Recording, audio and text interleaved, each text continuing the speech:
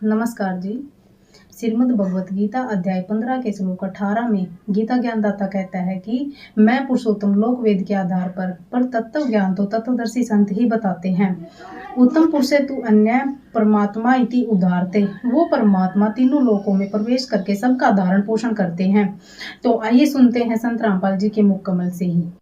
अब गीता जी अध्याय नंबर 15 के श्लोक 16 और 17 को आपने सुना। फिर इस काल भगवान ने आगे कहा 18वें में कि वो मुझे पुरुषोत्तम, वो अपने आप को पुरुषोत्तम कहते हैं मुझे तो पुरुषोत्तम इसलिए कहते हैं कि लोक वेद के आधार पर, तत्व ज्ञान से नहीं।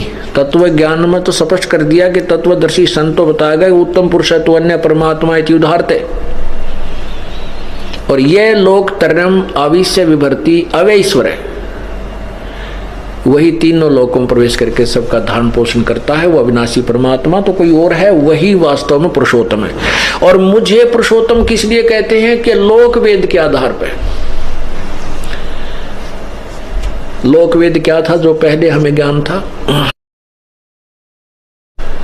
कबीर परमेश्वर कहते हैं अपनी महिमा आप पर बताते हैं, आप ही दास बनते हैं, आप ही भक्त की भूमिका करते हैं, आप ही तत्वदर्शी संत की भूमिका करते हैं और स्वयं ही वो प्रभु भी होते हैं। तो हमें समझाने के लिए क्या कहते हैं, पीछे लग गया जाऊं था मैं लोक वेद के साथ, रास्ते में सतगुरु मिले वो दीपक दे दिया हाथ। लोक वेद के आधार से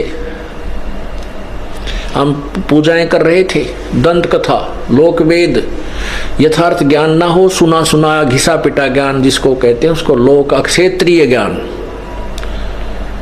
तो गीता ज्ञान फिर परमात्मा कहते हैं कि जो तत्वदर्शी संत मिल जाता है वो तत्व ज्ञान रूपी टॉर्च हमें दे देता है। इस अज्ञान रूप अंधेरे को फिर हम उस तत्व ज्ञान रूपी टॉर्च से हटा करके सीधा रास्ता पकड़ लेते हैं।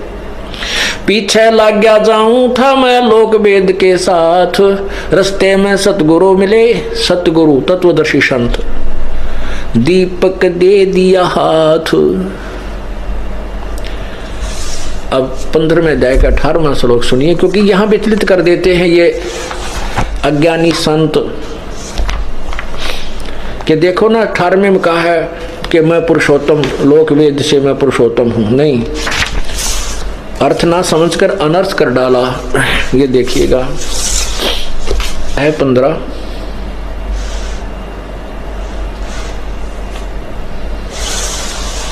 और ये 18 श्लोक इसका।